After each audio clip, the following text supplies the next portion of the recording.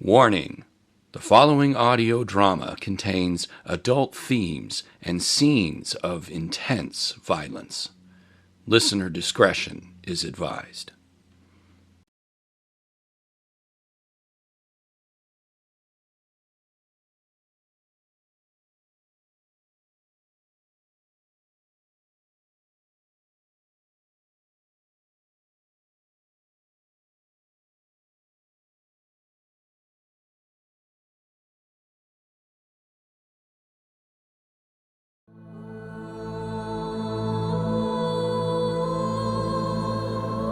The Inner Light.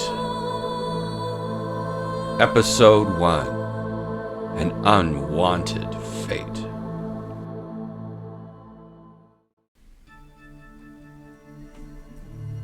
The meditation room of Aaron and Samantha's rural homestead was the one space that felt apart from the rhythms of ordinary peasant life. Unlike the hearth room where cooking smoke lingered and reed mats covered the earth, this chamber was deliberately ordered and serene. It had been fashioned from the same wattle and daub as the rest of the house, yet the walls were washed in pale lime plaster, soft enough to catch the glow of a beeswax candle as though light itself were a presence. The floor was tamped clay overlaid with woven mats, rough in texture, but patterned faintly with knots that echoed endless circles. A low wooden platform, barely more than a handspan above the ground, stretched along the eastern wall, draped with dyed wool in deep reds and ochres that whispered of distant mountain monasteries. Upon it rested a single bowl of water, a polished stone, and a small iron lamp.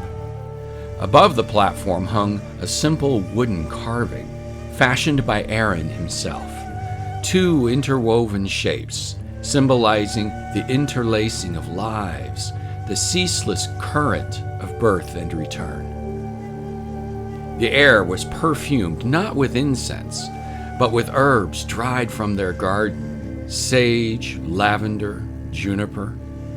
Bundles hung from the rafters overhead, and when the door was drawn shut, the scent grew sharp and cleansing.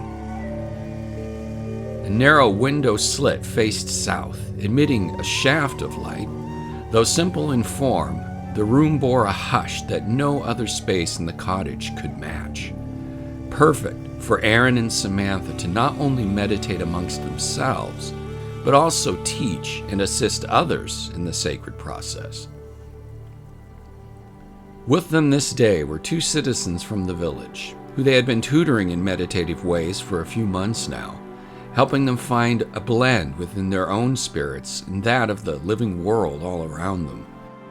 In addition, a couple of guests from the northern Muein Mystery School were also in attendance, though their origins were kept a secret from the visiting couple. Feel your identity, the sense of yourself, coming back into the light of this room. You smell the perfume, the coarse hairs of the mats beneath you, restored and in union with all the other forms of life around you. And when you're ready, you may open your eyes. Forgive me, I am curious. She looked at Samantha. How does this feel with you? Carrying a child?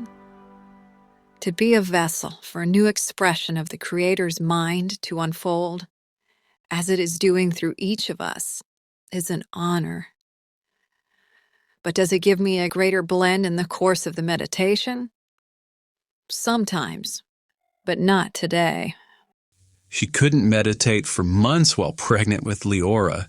And it is only because of the help that I am able to be here even today.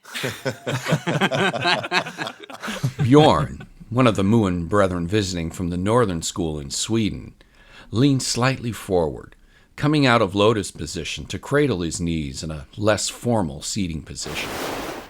Any names yet for the little one? Can you feel? if it's a boy or a girl? Still too early, I think. We only just came to realization a few weeks ago when I noticed a change in how I felt while in meditation. A kind of doubling of the force of life. It's hard to explain.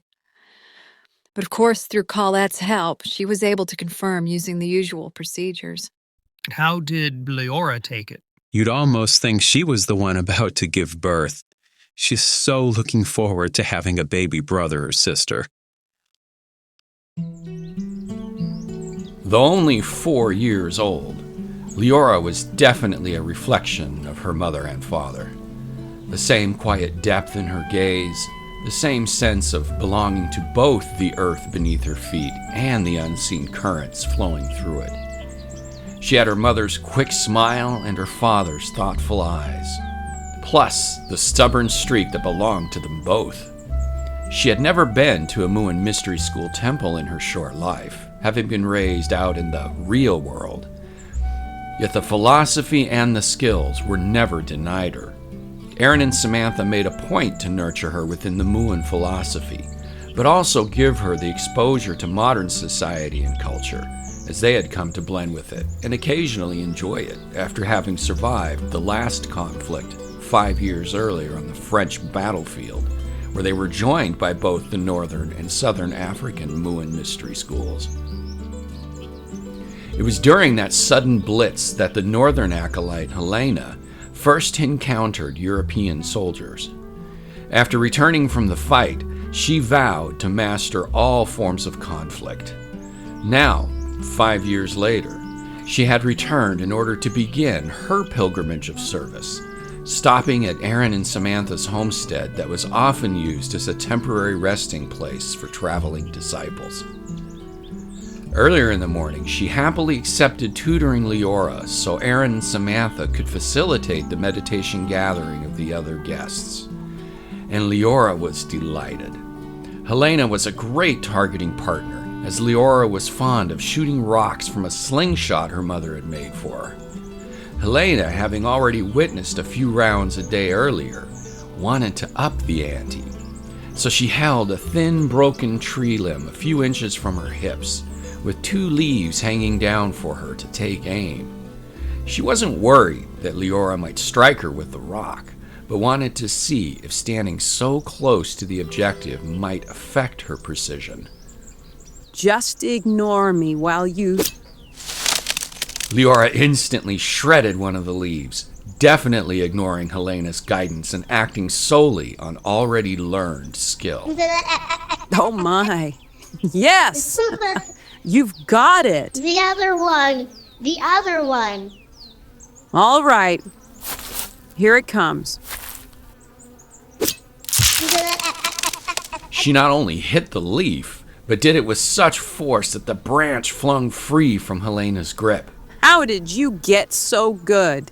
Papa always says, practice, practice. He is certainly right about that. And one day, my new brother or sister will be with me, and we will be able to keep all the bad men away. You sure will. Leora positioned another rock in the sling, but suddenly stopped as she saw something beside Helena. Helena looked, but nothing was there. Then she felt it. Yes. I feel her too. Do you see her? Leora nodded.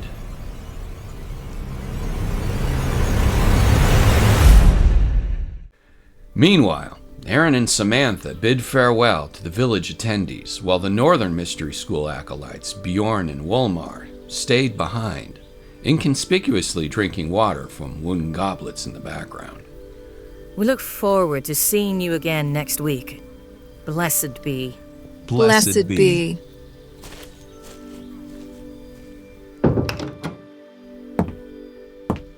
It is inspiring to see what you have done with these locals. We must keep doing what we can to help others unfold. The work has to be done out here, not back there, as you know. Especially in these days. With all the witch hunts going through every town, it seems. How do you... The same way others are chosen back home. But out here, we do have to be more careful.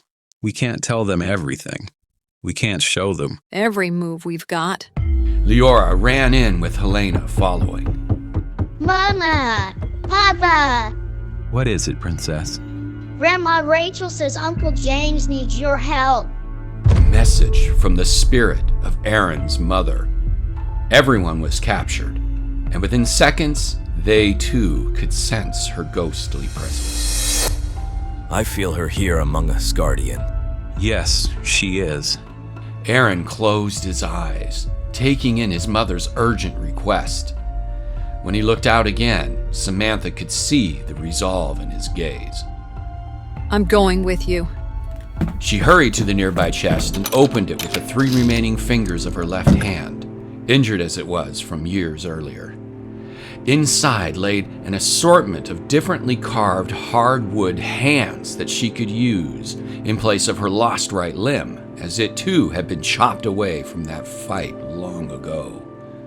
She quickly attached one that appeared to be 2 fingers pointing straight forward, while the back 2 digits were curved inward. No, Sam. I'm not that far along. You can't leave me here if he is in that kind of danger. You can't. They can. He looked toward the visiting Muein brethren, signaling they can join him instead. It is not their fight. But is it not our pilgrimage of service to assist those in need? It may not be our fight, but it is our duty to help unfold others, even if that unfoldment can be messy. Samantha and Aaron's gaze fell upon Wolmar. His larger girth would make him an excellent partner, as his size would normally be enough to ward off any antagonist. But yet, with Helena and Bjorn already volunteering. Wolmar. You get to be babysitter. Wolmar opened his mouth to reject, but then realized the futility of it. This mission was not for little girls. I can come. Leora. I know knockdown. Knockdown, Papa. Mama. Princess. Your mother is right. Leora crossed her arms and angrily pouted. Aaron and Samantha knelt before her. We promise to be back soon. And we will bring Uncle James with us. Their daughter crushed them in a bear hug. Don't tear your tunics. Sewing is harder than fighting. 5 years ago, he was a Dominican friar. But after a few years with Aaron and Samantha, James became much more, while also remaining rooted to his faith. He had become a full-fledged priest in the Catholic service, though his sermons were less about fire and brimstone or insisting on spiritual guardrails, and more about God's everlasting love for all his children. He was given a small congregation, and within no time, he became well loved by the parishioners. What's more, he was a salve for those who had lost family members to death's cold hand. His earlier ability to sense spirits unfolded greatly over the last few years, so much so that he began, quietly, secretly, and after assuring he could trust the parishioner, to relay spirit messages for those sacked with grief. Part of keeping it clandestine included secret code words, familiarity with the person seeking the session, and that the messages would only be delivered in a private setting, the confessional. Bless me, Father, for I have sinned. And what are the conditions of your sin, my son? I cannot give voice to it. James closed his eyes and moved his awareness inward. Within seconds, he could feel the hair on his arm prickle, and the unmistakable female presence blending with his own spirit. Yes, I understand. You have coveted a wife? I have, Father. She has not left you, I promise. You carry her necklace in your pocket. She saw you place it there before coming here. Yes. Yes. Of course, due to the restraining rope that held back other churchgoers a great distance from the booth, no one could hear what was said within the closed confines of the confessional. But those waiting their turn, at least 20 others, which was quite a large percentage of the congregation, it didn't matter. Some, by their eyes alone, revealed they couldn't wait to unburden themselves of their guilt. A few others were already crying. It seemed different than what one would usually expect in exposing their dark secrets to the church authority.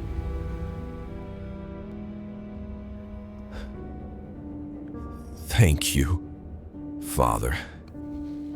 You are truly blessed, and her love for you remains. Once the parishioner left, he was quickly replaced by another. Bless me, Father, for I have sinned. And what are the conditions of your sin, my son? I have done things others might say is of the devil. And what might those things be? I have, maybe, perhaps, I don't know, consorted with evil spirits. James suddenly felt uneasy. He didn't recognize the voice. What's more, it felt like the stranger was probing. But he had to be sure. Why would you do such a thing? And why do you not know if you have? Have you called upon the Holy Spirit to guide you? I need your help, Father. Please. I am here. Can you tell me more? What did you do to bring you here to confess that you think might be demonic? I just miss. Miss what? Can you not help me? I need hear more of your confession. Suddenly, James found himself yanked from the booth. 3 burly men were dragging him, captive. One threw a woven sack over his head, throwing his eyesight into darkness. The confessor stepped out, sneering. With resolution, he marched after the abductors.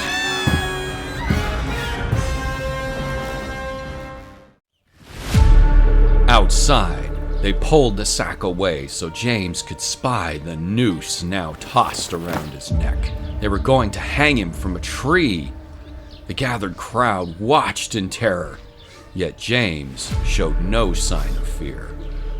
Word travels far, and though you have done quite well to keep it quiet, you cannot escape God's ears. He knows you consort with demons, witch. How many of you here have been taken in by this deceiver to claim he speaks the words from your dead loved ones? He spit squarely in James's face. It still didn't get any reaction from him, just a cold, hard stare of defiance. Now, you will confess to me. 1 Corinthians chapter 12, verse 10. I confess God's gifts, and God's gifts only. The confessor landed a gut-wrenching punch. Half a dozen other witch hunters revealed themselves, holding any members of the crowd from interfering. When James regained equilibrium, his eyes found Aaron and Samantha among the gathering, waiting. Aaron was holding a walking stick. You have betrayed your faith. With emotion, 2 of the abductors pulled the rope, closing the knot around James's throat and lifting him off the ground. You have betrayed God Almighty. James could feel his breath choked off, but he refused to struggle. Within seconds, the sky he saw above broke open, and a glowing white orb replaced the sun, and he found himself being drawn swiftly toward it. Aaron and Bjorn twirled into action. With common walking sticks, they began incapacitating the hunters. With fluid swipes and acrobatic body moves, the assailants didn't know how to defend. Samantha jumped into the fray, poking her fake 2 fingers into the sensitive pressure points of an intruder. Meanwhile, Helena used the layers of her dress and a whirlwind kick to blind the rope holders, then sting their wrists into letting go of the noose. Meanwhile, Samantha went after another hunter who was a bit more prepared. He swiped her fake hand aside, but still wasn't quick enough for a hit from her left trio of fingers. Then she knocked him over with a kick. The thug swiftly fell onto his knees, then suddenly kicked a leg up, scraping her stomach and forcing her to slip back. Sam! The goon sprinted away, followed by a few of the others, abandoning the fracas. Aaron hurried to his wife while Helena helped James get free of the noose. I'm all right. He barely touched me. Are you sure? She nodded, though a bit out of breath from the shock of it all. The remaining collapsed hunters trembled to their feet. He's a man of the cloth! What are you doing? The assailants, guilty, embarrassed, took off. Aaron signaled for everyone to let them go. James stood, then stumbled back inside the church. Aaron watched him go, to which Samantha gave him an approving glance to follow.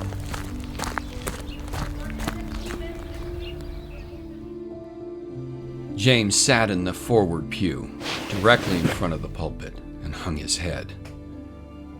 He rubbed the tender skin about his neck while continuing to strengthen his inner being. Aaron sat beside him as other members of the congregation slowly wandered in from the street. Are you all right? The Lord sustains me, as always. James, it's risky to make those connections now. He noted the crowd of parishioners closing in. Too many are hoping for their salvation through the execution of witches. When I advanced to the role of priest 2.5 years ago, it was with the conviction that our souls are eternal and timeless, and that the Lord does not create separation because of death, that He keeps our hearts united. Do we not invoke the eternal connection when we pray to Jesus and expect His reply?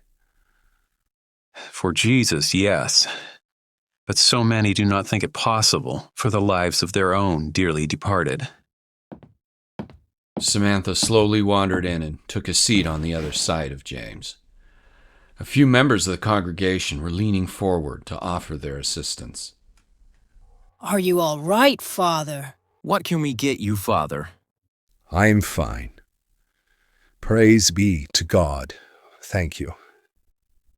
Samantha ran her pointed wooden fingers along the back of his neck, examining the remains of the rope burns. Let me see here. I survived a literal crown of thorns. This is nothing. How are you? No worse for the wear.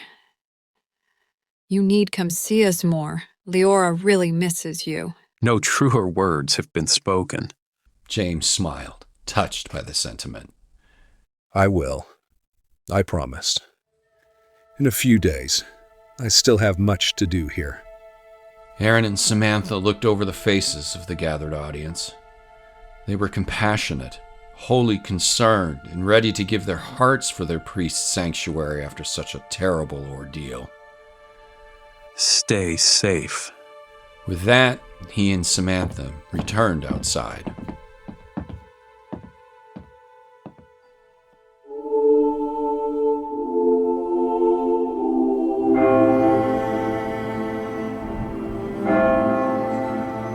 The monastery, several hours away from James's church, was known for its extensive library and silent reading nooks.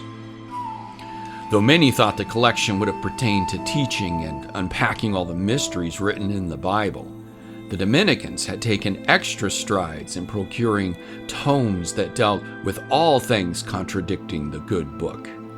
Documents of all sorts dealing with everything considered heretical, and therefore was the perfect place for the French papal warrior Pierre to continue his research.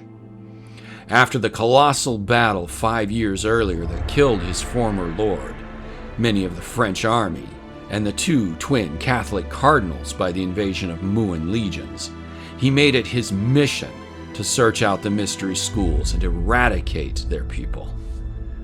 First, he started going through earlier church records, scrolls of the Inquisitions, finding instances of captives who displayed the Muein's unique attitudes and skills, attempting to ascertain by the interviews given at the trials where they might have come from, to locate the remaining schools.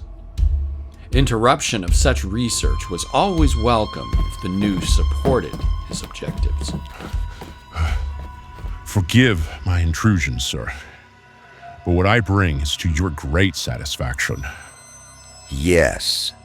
We found the priest of rumor. He refused to show us his witchcraft, but we put him to the rope just the same. And? It was his allies, sir. They fought in ways strange. Men and women. Pierre sat up, riveted by the description. One of them, clearly a witch, struck with a false hand made of wood. No sword or dagger needed. Pierre abandoned his seat, knowing without a doubt who he was referring to. She's there. Finally. They have been found. Sir?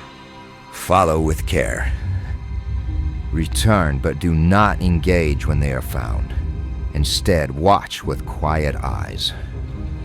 Fan out to the nearest 5 villages that could be reached within a few hours from the parish church, as they have always liked to remain close. Keep near to the priest. Don't let him out of your sights. At last, the Muein witches have been found. Forgive. What is Muein? The name of their coven. They shared a fiery look, determination, success, wanton destruction.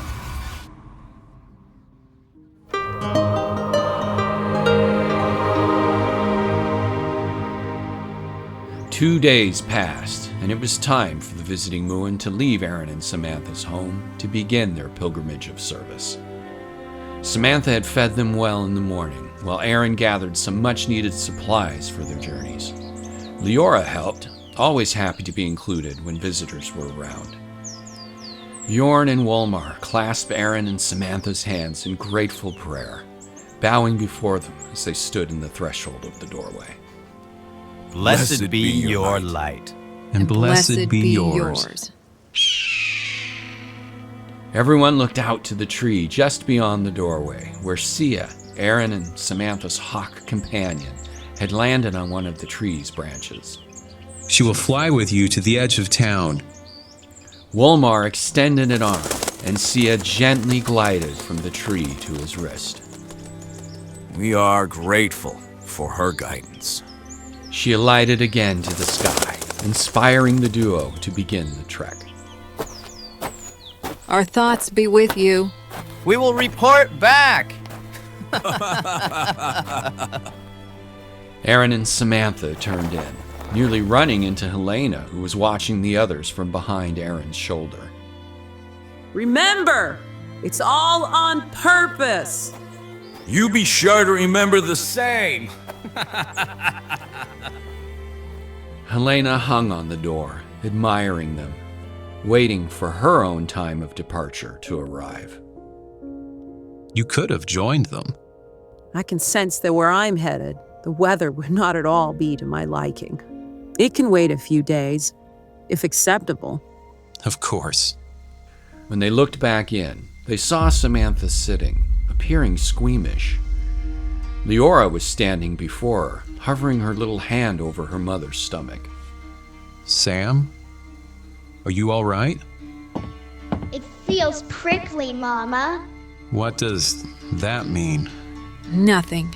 Just growing pains. Aaron hovered his hand next to his daughter's. Helena watched, curious what they might be sensing. There is also heat. I'll be all right. Just one moment. Are you sure? Am I interrupting? I don't, James. James lifted her up, kissed her cheek, then noticed the concern on Aaron's face and the discomfort with Samantha. What's the matter? Prickly belly. Really? He set Leora down and took Aaron's place, gently touching Samantha's stomach. What are you feeling? Comes in moments, like a hand grabbing the womb. But it's not bad. Did anything happen to you during the fight a few days ago? One of the attackers barely scraped me with his foot. But really, it was nothing. Why don't you go lie down? You shouldn't exert yourself. You know the power of flow while in a fight. You're saying the child is not accustomed? At the moment, I can accept that. Your midwife is still... Colette need not be bothered. James helped her stand. Then everyone walked with her to the sleeping room. Leora took Samantha's hand, then offered her mother a look of loving reassurance. Thank you, sweetheart.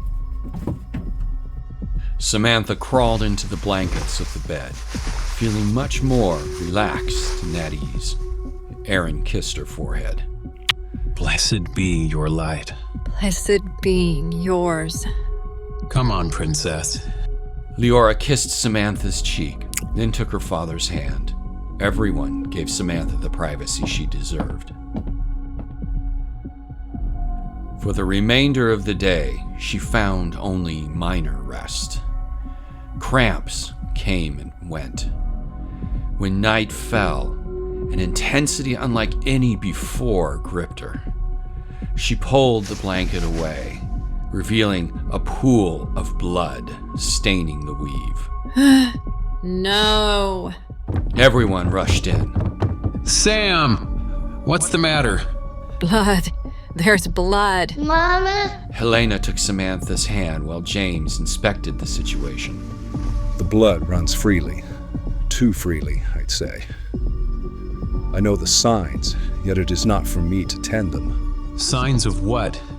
She might be bearing the child before its time. Get her. Colette. Aaron hurried to leave, but James stopped him. No, I will retrieve her. Stay with your wife. He rushed out. Aaron fell to his knees and gently caressed Samantha's forehead. She grimaced from more spasms. You will be all right. We will get through this. Leora stared, at a loss for how to help her mother. Within no time, James was atop his horse and galloping across the fields. What he didn't know was that silent eyes followed him. Hidden within the darkness of the trees, a pair of witch hunters had taken shelter and spied. With a nod, one of them retrieved a horse and stealthily followed after him.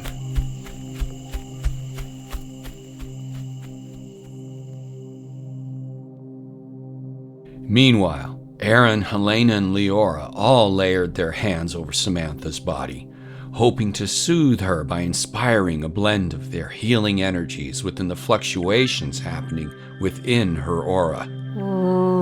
Aaron also extended his mind, reaching out for the spirits of his mother, Rachel, and Samantha's parents, Golda and Weimark.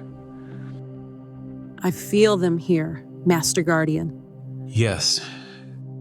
They're saying there's nothing they can do. We need a warm bucket of water.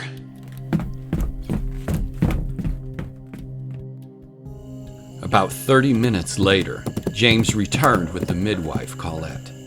Still hiding within the wood, the witch hunter kept watch.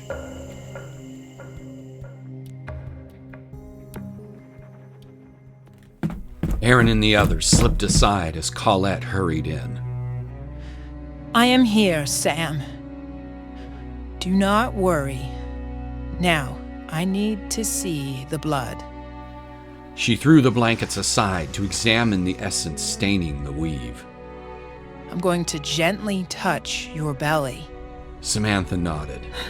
Colette carefully placed 2 fingers upon her stomach and slowly pressed. 1 place, then 2, and a 3rd. Oh. There is a softening. Oh. Where are the pains? It runs into my back and then down. Feels like knives. You have extra pillows? Yes. He retrieved a couple cushions. Now, Samantha, we're going to elevate your hips, love. This will keep the child positioned in the womb. Aaron and Helena carefully raised Samantha's midsection while Colette positioned the pillows. Gentle. Gentle. There you go, love. She then fumbled through a purse at her waist, grabbing a handful of herbs. Aaron brought her a bucket of water. We prepared this. Bless you. She dumped the herbs into the bucket and mixed them. Then she pulled a cloth from her belt and soaked it in the drink. I'm going to give you an herbal compress. We will see if this helps with the pangs. She put the warm cloth on Samantha's belly. However, the pains still came. Even after several tries, the agony continued. Whatever Colette attempted, it just simply wouldn't work. The midwife's fears heightened when Samantha expelled another gush of blood. After doing her best to wipe it clean and examine her closer, she pulled Aaron out of the room. James and Helena followed, while Leora remained behind to again attempt an auric massage for her mother.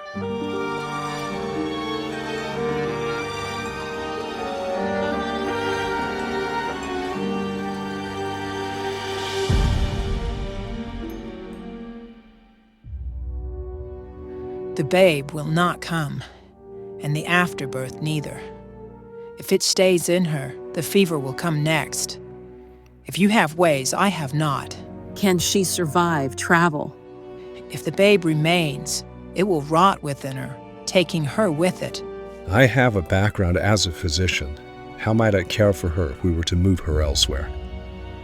Within minutes, several blankets, cushions, spare clothing, and food supplies were gathered and put into a cart, connected to both their own and James's horse. Moments later, James and Aaron helped Samantha out of the bed. She took a few steps and faltered slightly. I have you, Mama. We all have you. He and James carried her through the home, finally laying her in a cushioned makeshift bed in the cart. Everyone climbed aboard, while Colette remained behind. God speed with you.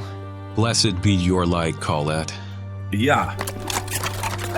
They sped away from the homestead, guided only by the light of the moon and stars. But from within the trees, the witch hunter on horseback tensed. His partner stopped him from pursuing. Wait.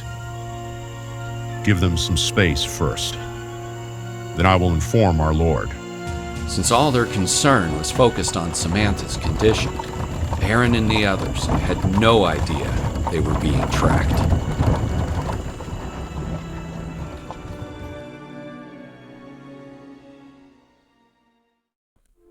A few hours later, the lead hunter came knocking on Pierre's private cell at the Dominican monastery, where the warrior had set himself up for more research and reading, late into the night.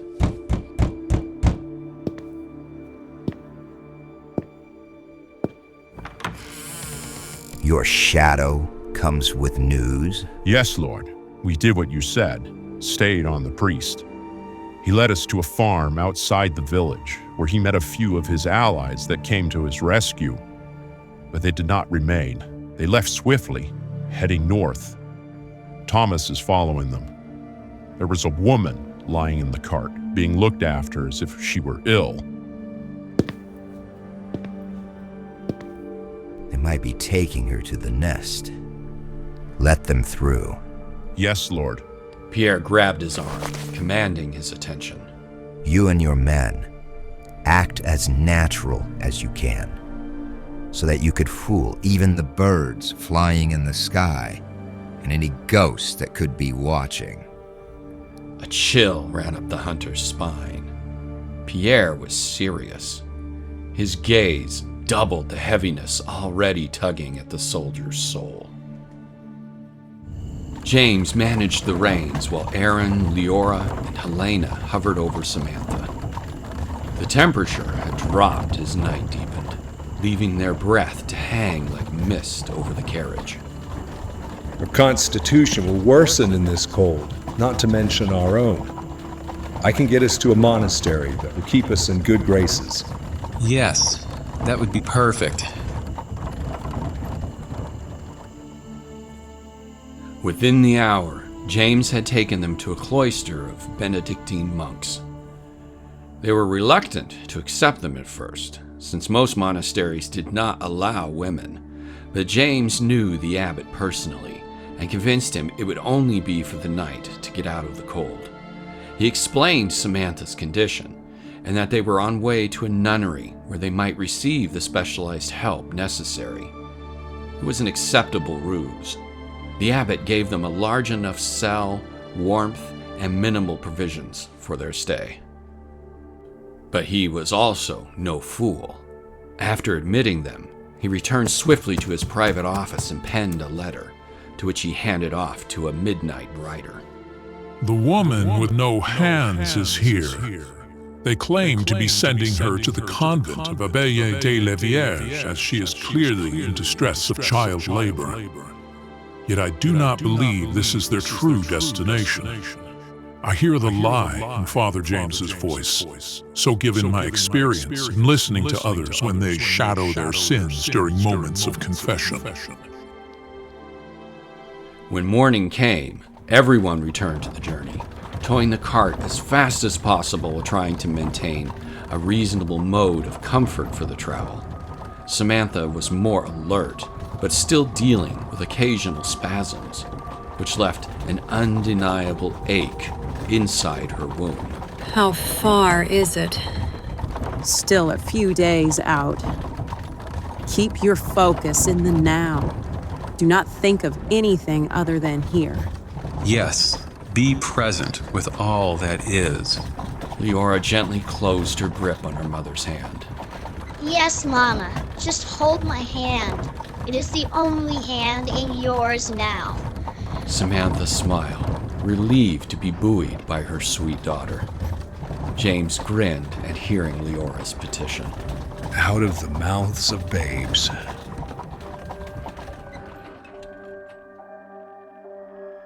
Later that afternoon, they were passing through thick woodland. They had left a village behind hours earlier, and for the most part, seemed to be on their own. But they all knew it was never that easy within a climate of witch hunting. When they first set out from the monastery of Benedictine monks, Aaron mentally called for Sia to find and follow them. Now that they were secluded in the forest, he could check directly with her to be sure. He blended with the hawk's memories of all she had seen while winding her way after them through the sky. If they were being followed, she would note seeing the same person or people in the different locations, but alas, no such recognition came. We look free from being followed. Good. Yes, that's good. A few days later, passing through another small town, it appeared all was still going well in terms of not being followed. But what they didn't realize, and what Sia couldn't see, was that they weren't being trailed by a single individual. Rather, they were being watched by many. As Pierre had instructed, the hunters made sure they blended in, one at a time. They would have appeared to any observer as being no different than somebody meeting a friend or relative to converse in the normal course of a day. But what was really happening was that they were switching off from one spy to another, a different person at each major location, unrecognizable, going from place to place. And to make matters worse, Samantha's condition had declined. She had fallen into a stupor, racked with fever, unresponsive to Aaron and Leora's pleas. The sense of fear was palpable in little Leora's spirit, as she naturally soaked up everyone's dread, thus amplifying her own. But are we there yet? James pushed the horses harder, faster, all the way into Sweden. As they roared through a tiny village, they were passed by a young couple in a worn carriage. At first, the villagers paid no attention to the hustling strangers, but within a few seconds of their passing, the woman tossed a sly look over her shoulder at them. Helena helped guide James to the rugged terrain of the Jamlat region. At first, they moved through a widespread valley where meadows rolled out beneath an unbroken sky. The air carried the scent of grass and the faint shimmer of distant lakes. Yet even here, silent eyes watched. But as they left the open ground behind and entered the thick, dark forest, the world began to narrow, stopping those who had been trailing. We dare not go in after them. The Black Forest is no home for the righteous. But it is the perfect place for a witch's coven. Indeed. As James steered, the trees rose ahead like a wall.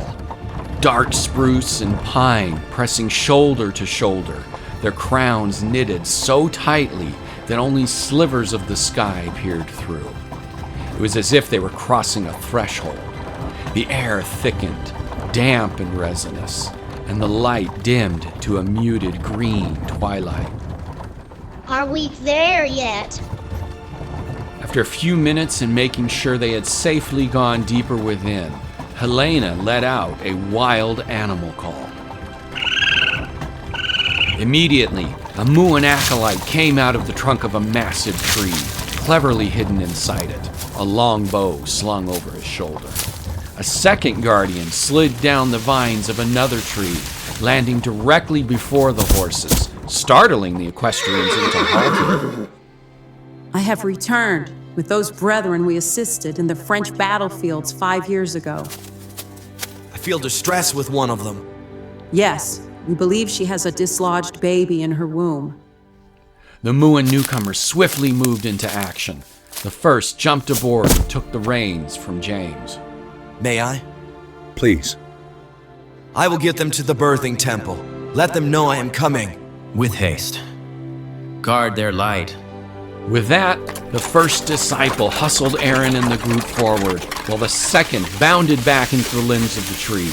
He settled in, then closed his eyes to meditate and send a mental message to the compound of Samantha's arrival.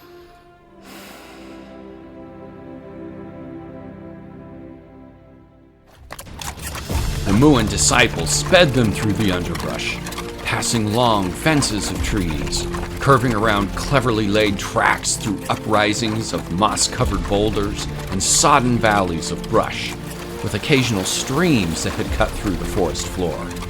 He maneuvered the carriage carefully across makeshift log bridges, swallowed by lichen and fallen needles.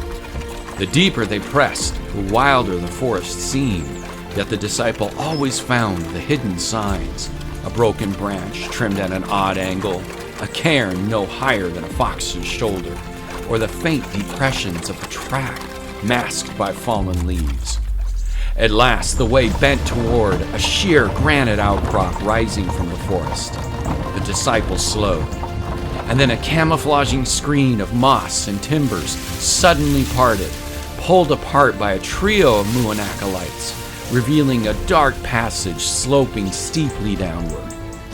The air that drifted out was cool and damp, carrying the promise of vast hollows beneath the earth. The entrance yawned before them, hidden to all but those who knew these signs, an underground refuge waiting in silence.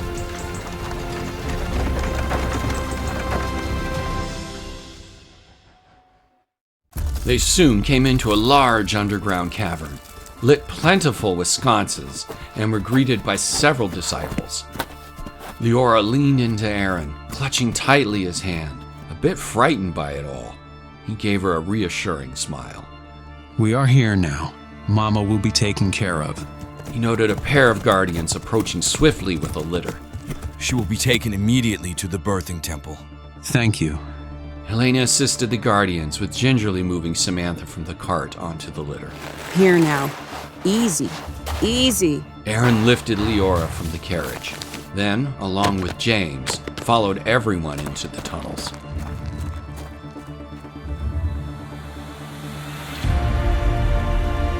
The birthing temple chamber opened like the hollowed heart of the earth itself. Rounded and sheltering, its stone walls curved as though shaped by a mother's hand. A faint glow rose from oil lamps set into natural recesses, their flames softened by veils of mica and crystal, so that light shimmered golden and never harsh. The air was warm, perfumed with crushed herbs, juniper and rose petals, woven into garlands that hung in circles from the ceiling. At the center lay a low stone dais draped with wool and linen, not merely a place of labor, but an altar of life. A spring whispered from the far wall, its water gathered in a shallow basin that caught the lamplight like liquid silver. When Samantha was brought in, a handful of Lady Muein took her into their care. They laid her upon the stone dais, then wrapped her in sacred linens. One of the women prepped a special herbal remedy, crushing the contents into a mortar and pestle. Aaron approached. This will lower the fever. Then we can apply the tincture for the tightening of the womb, which should push the child out and then through. Leora was again at Aaron's side, squeezing his hand. James listened intently to the nurse's explanation of the procedure. He wanted to ask questions, learn more, but the Muein nurses were far too focused to break away for such curiosity. One of the nurses tilted Samantha's head and carefully forced her to drink a warm tea, the first step in lowering the fever. Aaron, James, and Leora stared, feeling helpless but knowing they were quite unable to be of any use. Helena rounded them up. Come, we will leave her to their caring and get you settled in. She slowly escorted them from the chamber, but not without each of them taking a concerned look Samantha's way. Helena led everyone into the heart of the compound.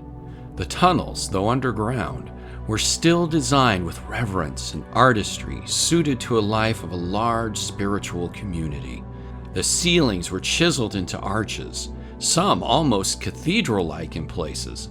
The walls themselves were covered with beautifully carved patterns of geometric runes, sacred symbols, and repeating motifs of birth, death, and rebirth.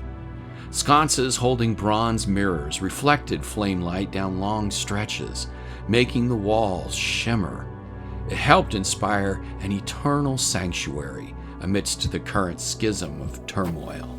We are grateful your High Master has given us welcome. Thank you. We're just as thankful you grant us stay at your home while en route to our pilgrimages of service. She saw how James marveled at the architecture around them. He was absolutely captivated by it. Nature's cathedral.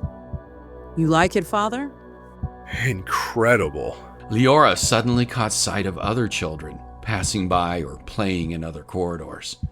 However, no matter their age, she noted how they were dressed, differently from her.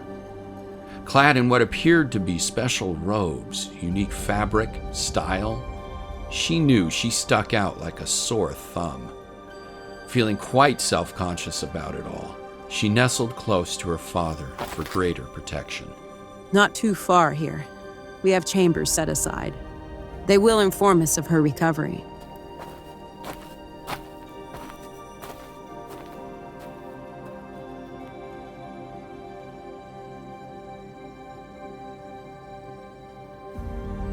Later, Leora found herself staring up at the strands of lavender, rosemary, and mint hanging from the ceiling of the guest chamber. The combination of their scents elicited a purity of calmness and restoration. She wondered how such fragrance came from them, how nature worked such miracles. Meanwhile, James refreshed himself from a basin placed on a stone ledge. He turned to take in the warmth and practicality of the chamber, sparse yet perfectly in order. Reed mats layered with woolen blankets forming bedding. Low stools carved from polished wood allowed for some seating. At one end of the chamber, delicate spirals and branching lines had been painted in ochre and chalk, the symbols faint but unmistakably purposeful, as though to remind guests that even in rest, they were cradled by the earth's design. Aaron sat in his usual meditation position on the floor, eyes closed, blending with the healing flows of the earthen sanctuary.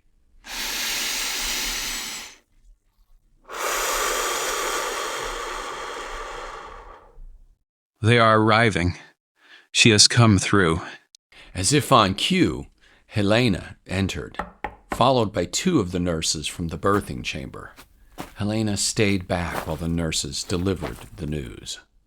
With great relief, we were able to expel the child, and she is now safely at rest.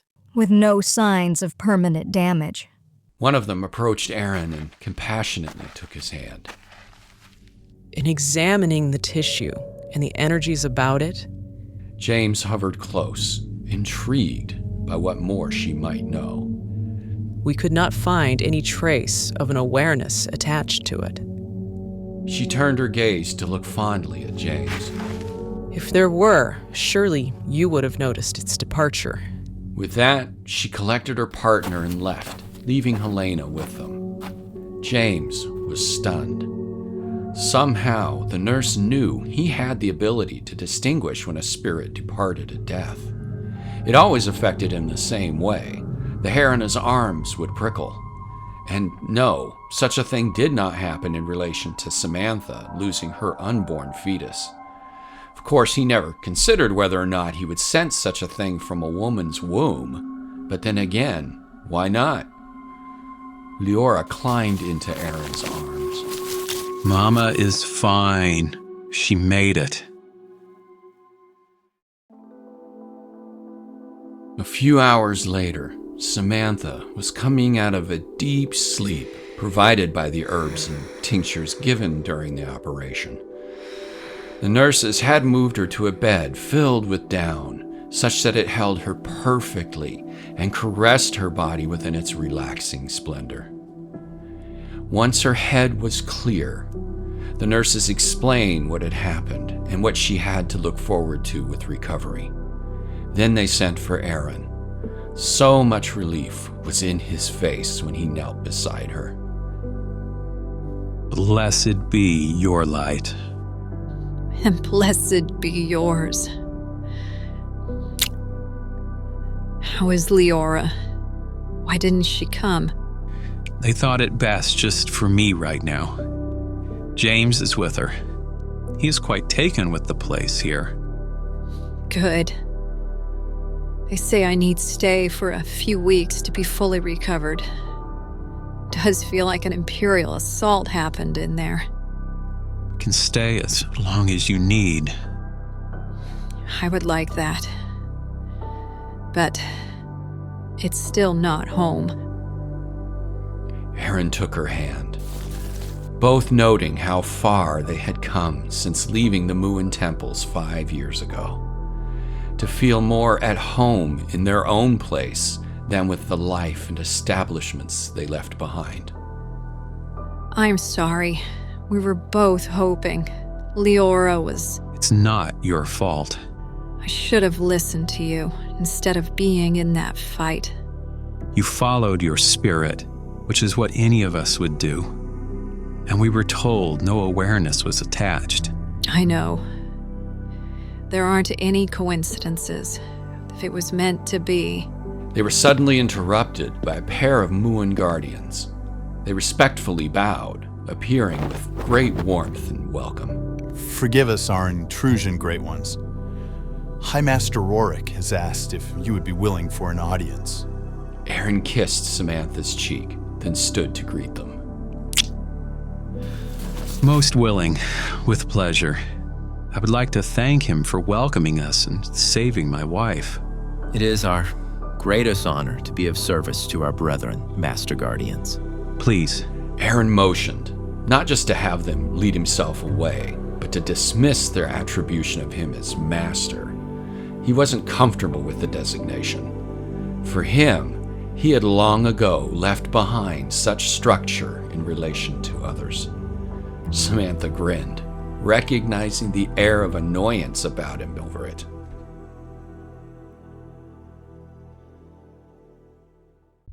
Aaron was surprised to see that James had also been sequestered to speak with High Master Rorik. They both bowed courteously as the elder welcomed them into the council chamber. He was in his late 60s, calm, without a hint of discord within his soul. He removed himself from the raised meditation platform, glowing warmly in the candlelight as they neared. He bowed reverently before them, no sign of hierarchy being hinted at in his presence. At last, you both have decided to join us from when we last met. We did not come here by... Come now. Your progression from Blackfriar to the priesthood has surely taught you more of the nature of a divine plan. Master, I am relieved she is doing well. And while she is recovering, I need you both go on a special mission. Aaron and James looked at each other. This seemed most unusual. First, they weren't really a part of the temple's society. You find this strange? Master, would it not be more suited for one of your own? A disciple's pilgrimage of service. It is no accident that you are here, both of you. You will understand once you meet them. Who is it? A new High Master for us all in the Muein culture.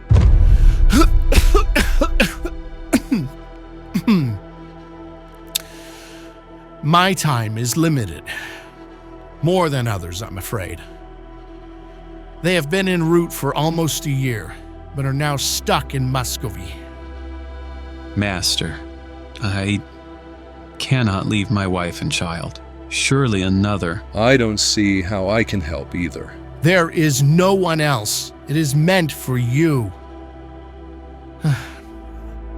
I will send others for who it will be their pilgrimage, but the mission itself has to be yours. You came here with no awareness attached to the unborn expressed from Samantha. No such journey would be needed, if not for something more behind it. You both know it to be true. I cannot leave them. Yes, you can. The future of the Muein depends on it. He placed a comforting hand on Aaron's shoulder. Your wife and daughter will be well in your departure, you know that. But none of us will survive without this.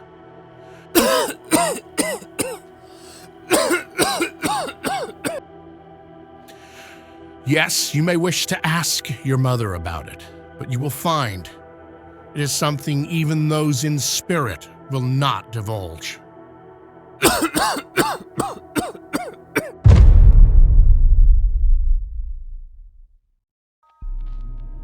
Aaron and James remained quiet after leaving the council chamber. They couldn't fathom it. Their minds grappled with the mission to bring home the next Muein master. But why such secrecy? To the point that even Aaron's mother, Rachel, wouldn't reveal anything from the world of spirit. Maybe it has to do with the fact that you have lived outside the Muein temples for a few years, and would therefore be better suited being in the modern nature of society, especially when it comes to a foreign place like Muscovy. You know that's not it. And remember, you're coming with me. Yes, there is that. someone to look out for your soul. Aaron did his best to deliver the news to Samantha gently. After all, it was a direct request from the High Master, and with a measure of importance placed upon it, the next High Master of all the Muein, it was at once disturbing, but yet also a great honor to be chosen. However, there was incredible mystery surrounding it. Fortunately, Samantha saw it in light of the positive instead of the negative.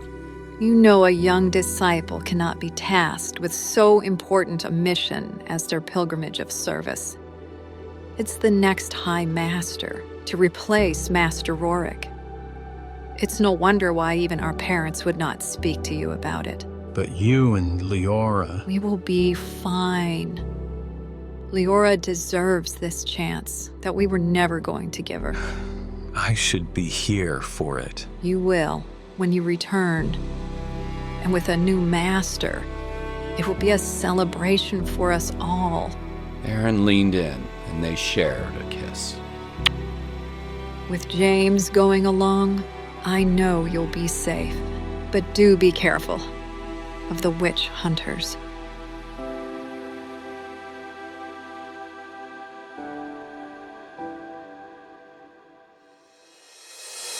After a few days of gathering supplies, rations, and even defensive weapons, Aaron and James were joined by 5 other Muein disciples, including Helena, to begin the journey. They left the compound in 2 covered wagons, each pulled by a pair of horses. Aaron recalled Sia to him, making sure she would be part of the team. What laid ahead to retrieve this new master, no one knew. They only hoped they were prepared.